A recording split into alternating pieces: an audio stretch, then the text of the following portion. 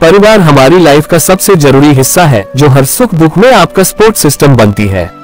साथ ही बिना किसी के स्वार्थ के आपका परिवार साथ खड़ा रहता है। सुबह अभी हुई नहीं थी, आखिर दीदी को क्या बताना चाहती थी मीनल। सूरज निकलने में अभी कुछ वक्त और था।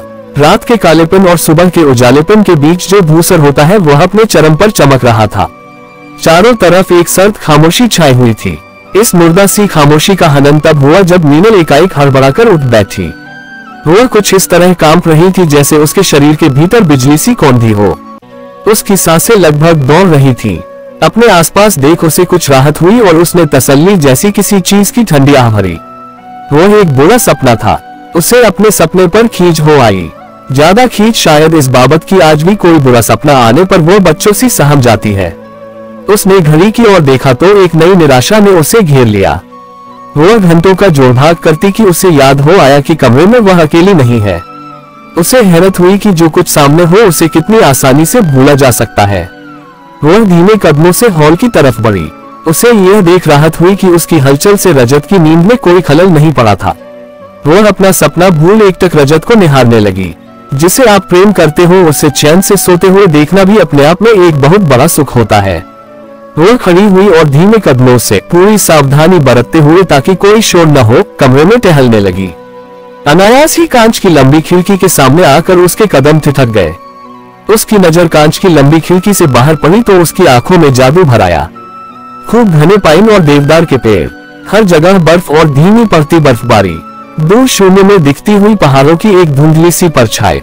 उसे ऐसा लग रहा था जैसे यह लैंडस्केप वास्तविकता में न होकर किसी महान चित्रकार की उसके सामने की गई कोई पेंटिंग हो। यह नायाब नजारा धीरे धीरे उसके भीतर उतरने लगा।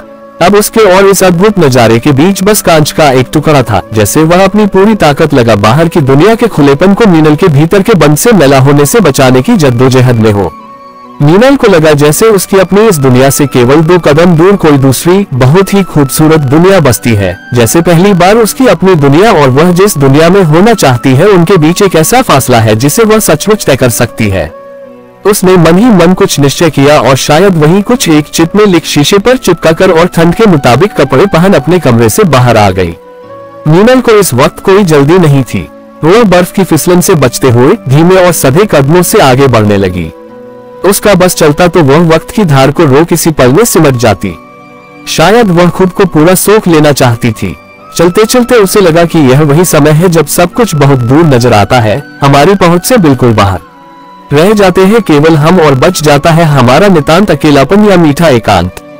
वही समय है जो हमें परत दर परत खोलते हुए खुद ही के सामने उधेड़ कर रख देता है। हम अपने भीतर झांकते हैं साहस से या किसी मजबूरीवश और खुद को आर पार देखते हैं। पहले घड़ी देखने के बाद जो घंटों का हिसाब करना रह गया था वह अब सालों के हिसाब का रूप ले चुका था। शायद सच ही है, जो कुछ भी हम सोचते हैं करते हैं वो हम तक वापस लौटता है और वह भी इसी जीवन में। मीनल चलते हुए बहुत दूर जा पहुंची थी और अब आसपास कोई जगह देखने लगी थी।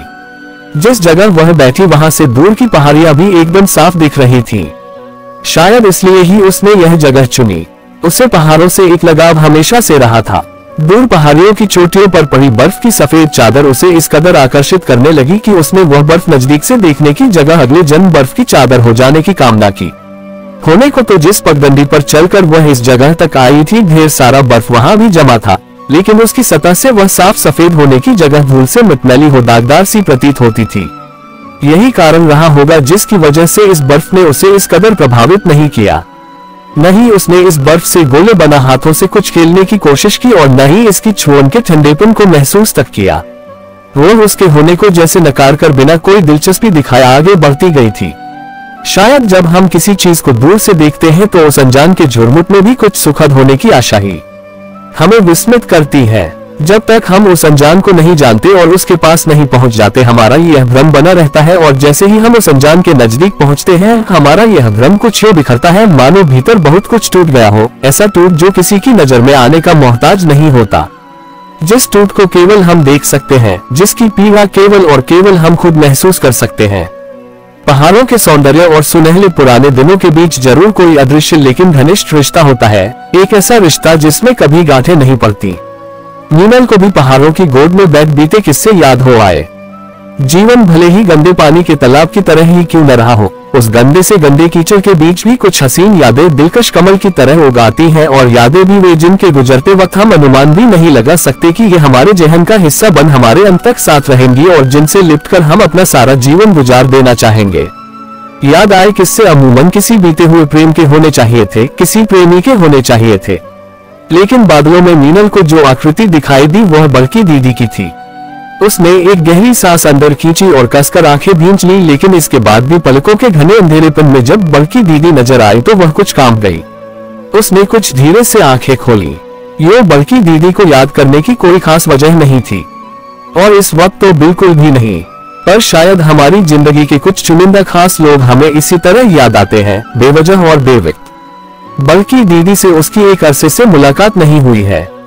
उसे अचरज हुआ कि इतना समय बीत जाने पर भी उनकी छोड़ी छाप अमिट थी। बीते हुए दिन और ज्यादा पुरजोर तरीके से उसके सामने तैरने लगे थे। अतीत और वर्तमान के बीच की रेखा मध्यम होती हुई एकदम धुंधली पड़ चुकी थी। वो बल्कि दीदी को घर की कोई बात बता रही थी। जरूर कोई ऐसी बात रही होगी जिसके लिए माँ ने उसे कहा होगा कि यह किसी को मत कहना। हर परिवार के अपने कुछ राज होते हैं, लेकिन बल्कि दीदी भी तो उस परिवार में शामिल थी। बल्कि दीदी को वह बात कहते हुए उसकी आवाज में कोई संकोच नहीं था और न ही कोई लागलपेट थी। वो बेधड़क हो धड़ल्ले से बोल रही थी। बल्कि दीदी एकमात्र इंसान थी जिनके सामने वह अपनी हर बात रख सकती थी, जिनके सामने वो खुलकर रो सकती थी, और जिंदगी में किसी ऐसे इंसान का होना जिसके सामने आप खुलकर रो सके किसी वरदान से कम नहीं हुआ करता। एक बार उसने बल्कि दीदी से कहा था, काश इंसान ने कोई ऐसी वॉशिंग मशीन भी बनाई होती जिसमें मैले हुए रिश्तों को चमकाया जा सकता, उसके सारे दाग धब्बे साफ किए जा सकते और सारी गिरहें खोली जा सकती। बल्कि दीदी उससे सहमत नहीं थी। उन्होंने कहा था, बिना गिरोह का रिश्ता कभी मुकम्मल नहीं होता। जब तक दो लोग उन गिरोह को खोलने का खुद तकल्लुफ न उठाएं या उन गिरोह के साथ भी अपने रिश्तों को न सहेज पाए, वह रिश्ता मुकम्मल कैसे होगा। कई बार मीनल ने सोचा था कि बल्कि दीदी उनके रिश्ते की गिरहें खोलने का प्रयास क्यों नहीं करती, पर उनके रिश्ते में दूरियां किस दिन या किस बाबत आई इस पर ठीक उंगली रखना मुमकिन नहीं है। कई बार रिश्तों में किसी की कोई गलती नहीं होती, वह रिश्ता धीरे धीरे स्वयं खोखला हो जाता है या समय की बलि चढ़ जाता है। क्या प्रयास कर एक मरे हुए रिश्ते को जिंदा किया जा सकता है। मीनल ने खुद को झंझोरा, बल्कि दीदी कहाँ सोचती होंगी मेरे बारे में, कहाँ मुझे याद करती होंगी। इतने सालों में एक फोन नहीं, एक मैसेज नहीं, क्या उन्हें कभी मेरी कमी महसूस नहीं हुई, मैं कैसी हूँ यह जानने की इच्छा नहीं हुई। इतनी खट्टी मीठी स्मृतियाँ, साथ बिताए साल, क्या सब कुछ। सवाल खुद से था तो जवाब भी खुद ही देना था, लेकिन मैंने भी कहाँ किया उनसे संपर्क। शायद उन्होंने भी कई दफा सोचा हो पर न कर सकी हो। अक्सर रोजमर्रा की जिम्मेदारियां पुराने रिश्तों पर हावी हो जाया करती हैं। उसने खुद ही को समझाने की कोशिश की। उसने अपने फोन में वह मैसेज खोला जो वह लिखकर कई बार पढ़ चुकी है। वह मैसेज जो उसने बल्कि दीदी को लिखा तो था लेकिन कभी भेज नहीं सकी। वह यह सब सोचते हुए बर्फ में ही लेट गई। फिर अचानक लगा कि वह कुछ निश्चय करती। इतने में उसे रजत की आवाज करीब आती सुनाई दी, मीनल, यह क्या, तुम्हारी सफेद जैकेट तो धूल में सन गई है। चलो अब जल्दी इसे बदल लो, फिर घूमने भी जाना है। अगर वीडियो अच्छा लगा हो तो चैनल को सब्सक्राइब और वीडियो को लाइक जरूर करें। मिलते हैं अगले वीडियो में एक नए कहानी के साथ।